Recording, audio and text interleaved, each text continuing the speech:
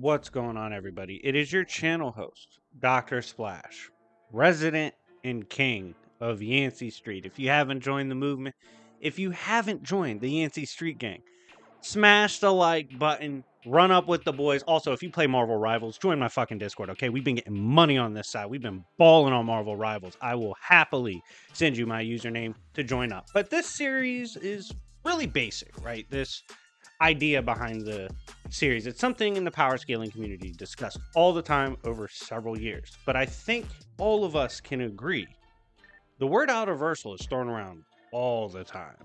The label of Outerversal is given to pretty much everybody and their mama. Now, I have my theories behind why this is the case. Regardless, what this series will focus on is characters that I believe consistently can be proven to be able to reach those Outerversal levels. We're not going to be going with the characters that, once in every 400 appearances does something Outerversal. Doesn't really count to me. We're going to do those that can have a solid argument made consistently. So with that being said, I hope you guys enjoy this. And if you love the idea and the concept of this series and want to see it consistently, it's real easy for me to do. So simply smash the like button. Let's get it 300 plus likes.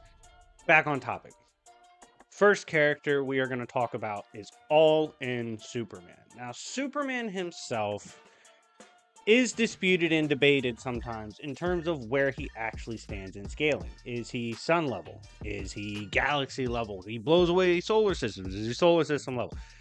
Or is he outer? We kind of got to observe that. Regardless of your contention with the different versions and historically placed Supermen throughout canon DC, to deny the current version would at this point just be extremely dishonest.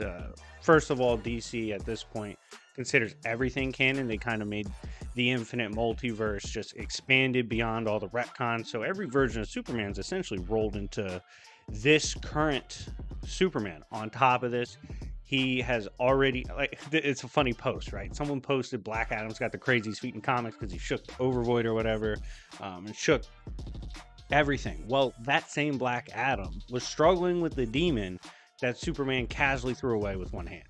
So Superman has crazy shit at this point. Someone who was dabbling with the power of the Great Darkness literally said, "Oh my God, Superman's power of the hope is the greatest thing I've ever experienced. It is the greatest power in existence." Literally just beat the hell out of King of Hell Doomsday, who was the strongest being in hell, cleared out all of hell. First of the Fallen would have had to resorted to a defense that would summon the interest of the presence. That's how strong it was. This is absurdity.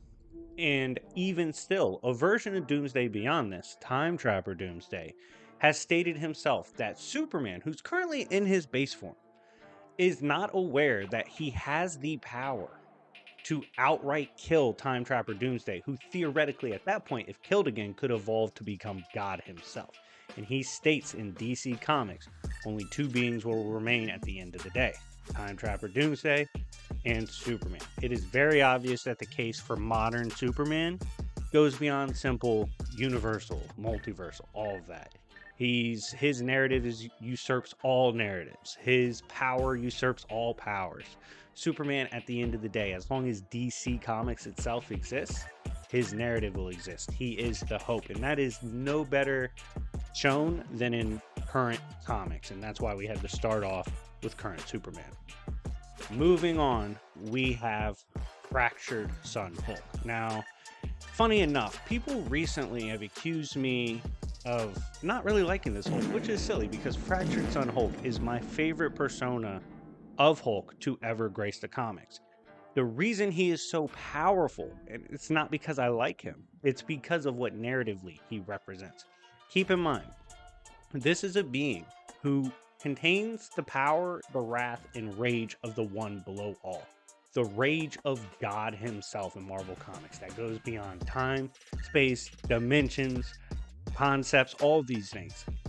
Fractured Sun is that rage, and he also has the God Flesh made by Mother of Horrors, which is capable of potentially helping her escape her prison and take down the one below all.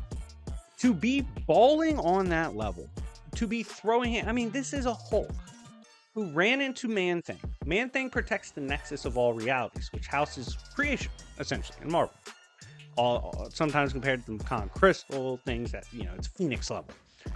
And Man-Thing looks at Hulk and says, Hulk, please stop beating the shit out of me. I can only BFR you to the Nexus. But in truth, we are about to face a being who transcends the Nexus of all realities. Easily destroy it. Hulk one-shots that bitch. And then Hulk bullies the being that transcends that one. It's insane. They also state, and keep in mind, Mother of Horrors has made narratives outside of the One Below All.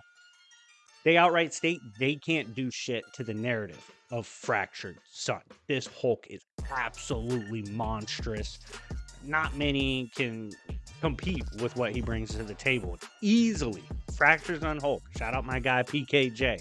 He shouted out my video recently. He's the man. One of the coolest authors in the game. He's gifted us a beast of Hulk. Okay, this version of Hulk, without a doubt, Outerversal.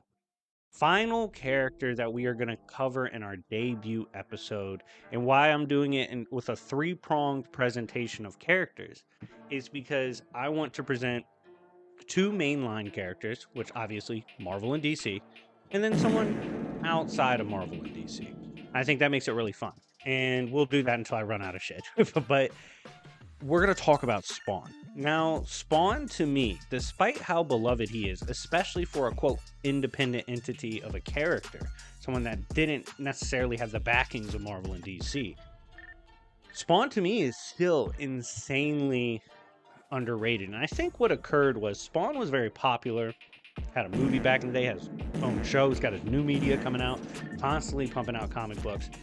I think he was cool in concept, and people saw him in video games and whatnot. He's crossed over with Mortal Kombat, but I don't think people really took the time to read his comics, to actually observe what he does, how his cosmology actually shapes up and spans. I think a lot of people, to tell the truth, were just hitting things like Reddit and stuff, looking for Spawn scans. You actually have to read them. No, even the lower levels of hell have meta-scaling. When I say meta-scaling, conceptually they scale above things in reality. What I mean by that is there's, for example, in some layers of hell, meta-squids. Meta-squids are theoretically the philosophical idea that beyond any being is a supreme, almost platonic type being. Perfect in nature. There's meta beings within hell, but this is one of the lower layers. There's beings that go beyond the narratives. There's beings that can threaten all of hell. The overlap itself is beyond the stories, beyond time, space, dimensions, all that. And that's where magic convenes. Magic itself within the verse is insanely powerful. And above all that, we didn't even get to the strongest versions of Spawn. Spawn scales to these beings and these levels before we actually reach his peak power, which of course people associate with God Spawn, which is fair. However, he's so much stronger than people give credit for, and the cosmology of Spawn is way stronger than I see the average, what I would call the average power scaler, give it credit to. Usually I see people give Spawn like universal to multi. That's just not fair. Consistently, when Spawn needs to reach that level, especially in his mid to later arcs, easily you can argue Outerversal. And I don't think Spawn gets his flowers enough as being someone that can ball on that level. But anyways, guys, let me know what you think in the comment section down below. Let me know what you think of each of these characters. I had a ton of fun doing this. And yeah, anyways, it's been your boy Dr. Splash. And remember, it's Yancey Street, bitches.